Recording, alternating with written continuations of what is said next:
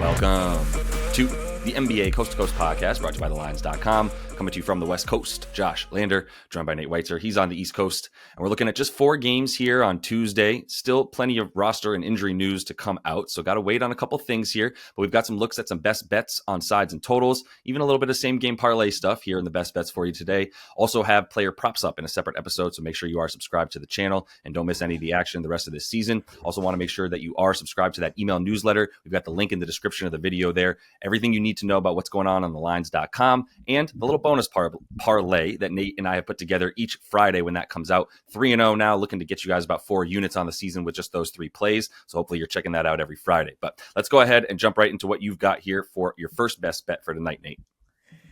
Yeah, it's been a popular one. I can tell because Warriors down to now +2, I believe, and +120 on the money line. But if you grabbed it early, you got some value on the Warriors to keep this thing rolling, even though they're on a back-to-back. Weird game last night. I know you were in attendance in terms of like Nuggets sit Jokic and some other guys, and the Warriors clearly let their guard down, did not bring it. They're going to come right back here on a back-to-back against Milwaukee. There's no opportunity to take games off for the Dubs, who are clinging to that 6th seed and really need to get out of the play-in. And the Bucks are blocked into the 4-5 matchup. They have less to play for sure. But prior to that, I mean, they're still 8-1 their last 9 at home with a +8.5 net. They have won both back-to-backs so far in the Jimmy Butler era. They have posted a 98 defensive rating in their 2 games following a loss in the Jimmy era. Jimmy is a very good matchup with the Bucks, both ends of the floor. He brings it. You've got Draymond playing at an elite level defensively. So even though, yes, the last time they beat the Bucks, there was no Giannis, I think the Dubs will be able to defend him pretty well. And now GP2 playing really well, as a good option to throw on Dame. And I mean, if you look at the defensive side for the Bucks playing that drop D, is this the night Steph breaks his slump? It definitely could be. Like, I'm not adding that as a parlay because I got burned by 2 extra legs there last night in terms of the parlays. But I mean, that could be a big reason why the Dubs break out. His last 3 against Milwaukee, he's averaging 34, shooting 44%. His last 5, shooting 32%. And the Dubs still rolled to 4 wins before that because they've incredible balance right now. Jimmy connecting everything. And defensively, they're number 1 forcing turnovers, 6th limiting field goals at the rim, number 2 free throw rate on offense, thanks to Jimmy. So I just think that if you get one of the best teams here, in a big spot at home, big bounce back spot, you got to take the plus money on them to win. Yeah, I don't mind. I mean, we need Steph to play. We obviously don't have the injury report just yet. Last night was Steph missing. That's what it came down to. Last night was just Steph missing. That's how come they lost that game. Oh, by the way, also they can't guard Aaron Gordon. Never have been able to. So put some respect on that man's name because he had a big one. But yeah, this is a little. It's more important. It's pretty important for the Bucks as well. They're locked in. They probably want that home court. I would say the thing that puts the pressure on them is the Pacers winning last night, which was pretty unexpected against Minnie while they sat everybody. So who knows what's going on there? But I think the Dubs, as long as they have everybody out there, they should be considered a formidable foe in the Western Conference. Let's put it that way. Like, I wouldn't want to face Jimmy and Steph in the playoffs. Those are 2 of the scariest guys in the playoffs in the last 5 years, regardless. The last time I remember Jimmy playing Milwaukee, that was on Yo Head game to Drew Holiday. So that's what I remember from Jimmy and the Heat. I think he has another good one against the Bucks as well, and that'll be a big reason that they're able to pull this out at home. But I'm going to throw a same game parlay together here for the Hawks game, as I do like the Hawks to win. Don't look now. The Hawks are the 7 seed, man. I mean, they're probably not going to catch the Pistons at their 5.5 back at this point of the 6 seed, but like, this Hawks team ain't bad, man. There's some good players, especially on defense, as they get the young Bucks in there. And the guy that I'm banking on, that I'm parlaying with the money line here, is Dyson Daniels under 5.5 rebounds. It might not make sense, but let me get into it real quick. So the first thing here is I love the Hawks to win a game that they need. Charlotte does not, and Charlotte is sitting Miles Bridges. We're going to see Trey Mann come back. Not going to be the least bit surprised if LaMelo is playing 30 minutes when you might expect him to play 36 to 38 when Bridges is out, but it's not a real game. Like, it's not a game that they're trying to win. Like I said, a couple guys back like Trey Mann. We're going to see some G Leaguers up here in this one that are being made available as well. So I'm not going to get into why Charlotte's going to lose this game and Atlanta's going to win it outside of Atlanta Atlanta needs it and Charlotte doesn't, and we're already watching Charlotte actively not try to win this game. For Dyson Daniels, though, I love the find here. He's averaging 6.5 rebound chances against the Hornets this season. He's guarding LaMelo Ball in all those games. The one he didn't guard LaMelo, he guarded Miles Bridges, and was still then guarding the guy who's got the ball in his hands the whole time and is facilitating the offense or taking the shot. And that's LaMelo, right? Is like you're guarding him out 35 feet away. Yes, he gets into the lane sometimes, but in those situations, you're Dyson Daniels, you're not in position for the boards at any point in time. So that's why he's gone under this number in all three versus them.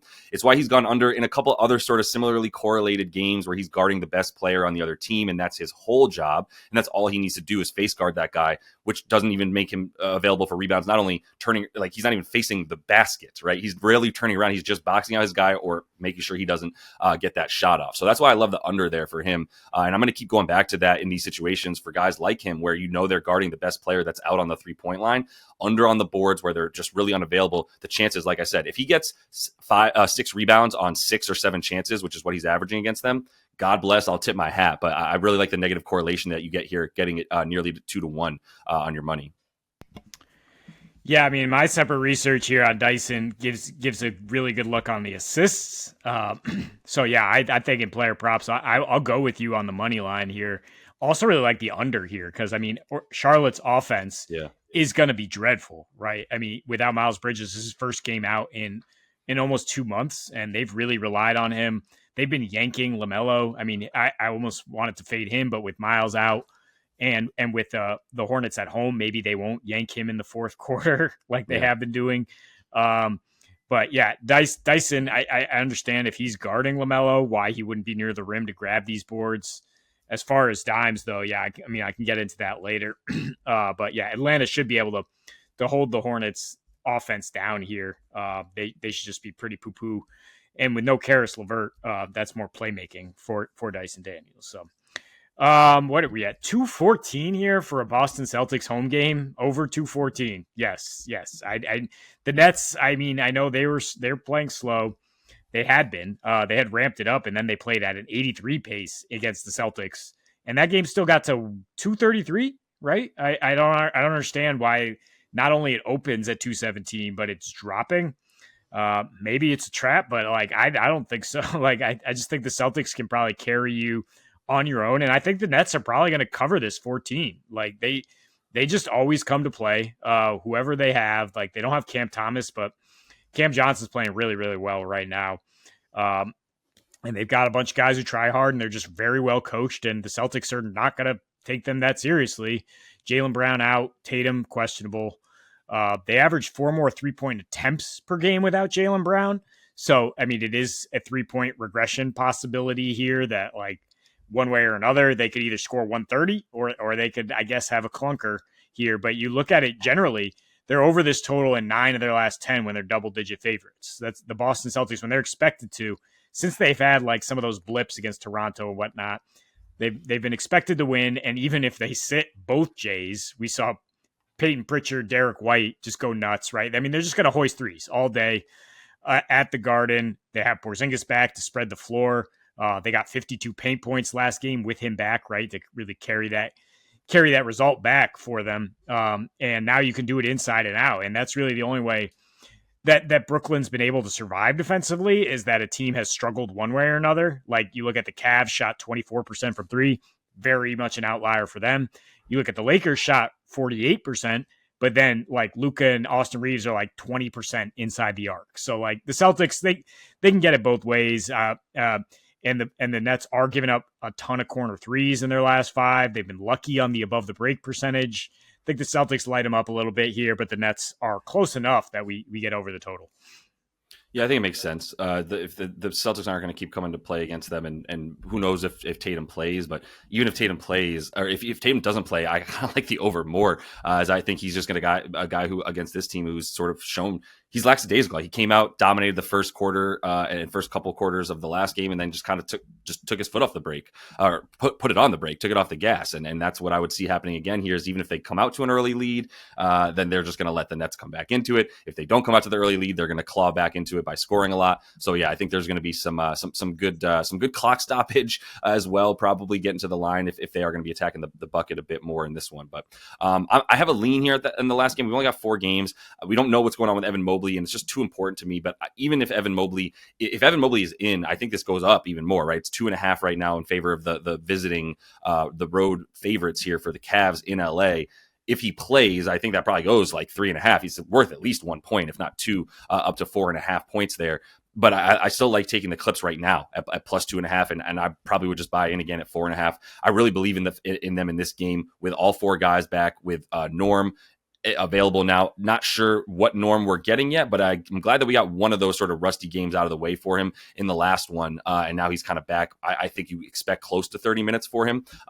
Saw like 24 in the last one, but we should be getting it a little bit better here.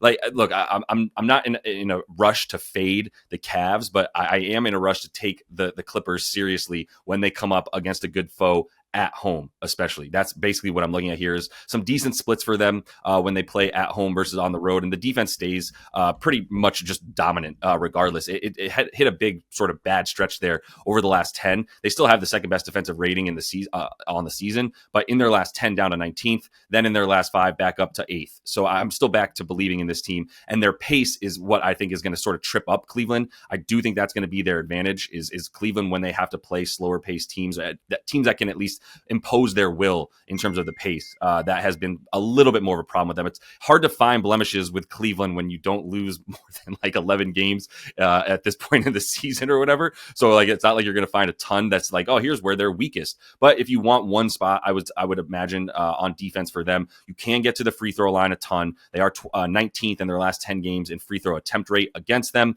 and they will give up the corner 3 with the in terms of the field goal percentage against them. It's really good. They're giving up open shots off the spot up. That is what I think we'll be able to find with James Harden. We've seen him at about 14 assists per 36 when he's playing with Zoo, Kawhi, and Norm. And that's just what I like, is like all 4 of those guys have very clear roles that are all different, and they work really, really well together. So that's what I'm banking on, sort of the gelling that they need to do here coming down the stretch if they want to make a run. I think this is a really good statement game. And if Mobley's out, then I think this is a really, really nice line here for the Clips.